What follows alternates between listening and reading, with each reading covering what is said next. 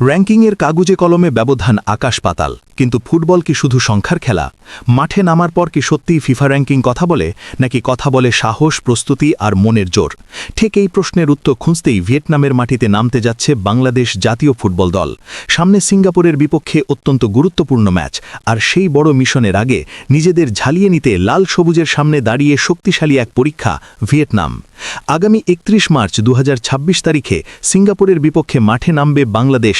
সেই ম্যাচকে ঘিরে coaching staff থেকে শুরু করে খেলোয়াড়দের প্রস্তুতি এখন তুঙ্গে। তবে তার আগেই আগামী ২৬ মার্চ ভিয়েতনামের মাঠে একটি আন্তর্জাতিক প্রীতি ম্যাচ খেলবে জামাল তোপুদের দল, যা শুধু একটি প্রীতি ম্যাচ নয়, বরং সিঙ্গাপুর ম্যাচের আগে নিজেদের শক্তি দুর্বলতা যাচাই করার এক বড় সুযোগ। বর্তমান ফিফা র্যাঙ্কিংয়ে ভিয়েতনামের অবস্থান ১০৮ নম্বরে, যেখানে বাংলাদেশ রয়েছে ১৮০ নম্বরে।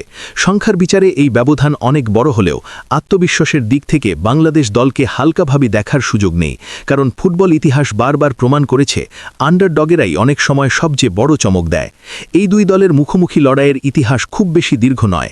২০০১ সালে সর্বশেষ একে অপরের বিপক্ষে মাঠে নেমেছিল বাংলাদেশ ও ভিয়েতনাম। এখন পর্যন্ত মোট ২টি ম্যাচ খেলেছে দুই দল, যেখানে একটি ম্যাচ ড্র হয়েছে এবং অন্য ম্যাচটিতে বাংলাদেশকে হার মানতে হয়েছে। অর্থাৎ হেড টু হেড পরিসংখ্যানেও ভিয়েতনাম এগিয়ে থাকলেও ব্যবধান এমন কিছু নয় যাকে অতিক্রম করা অসম্ভব। সাম্প্রতিক ফর্মের দিক থেকেও ভিয়েতনাম কিছুটা এগিয়ে। নিজেদের শেষ ৫ ম্যাচের মধ্যে ৪টিতেই জয় পেয়েছে তারা, হার মাত্র একটিতে।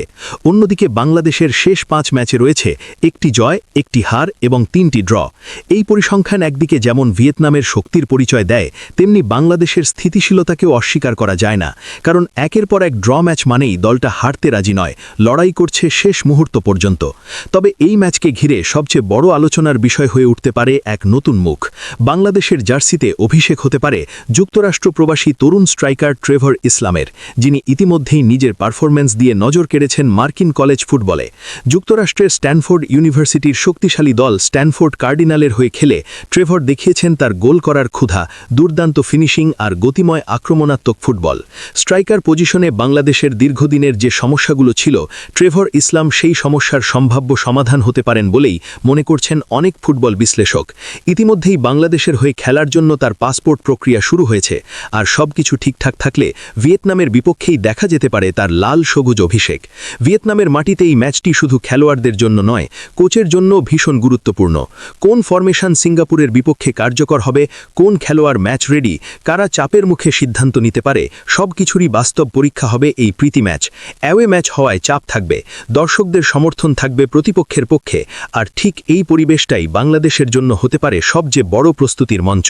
কারণ সিঙ্গাপুরের বিপক্ষেও লড়াই সহজ হবে না, তাই ভিয়েতনামের বিপক্ষে ভালো পারফরম্যান্স মানেই আত্মবিশ্বাসে বিশাল এক বুস্ট।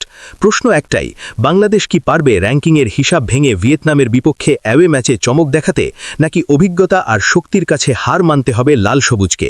এই ম্যাচের ফল যাই হোক, এটি যে বাংলাদেশের ফুটবলের জন্য একটি বড় শিক্ষা আর গুরুত্বপূর্ণ ধাপ, সেটা বলাই বাহুল্য।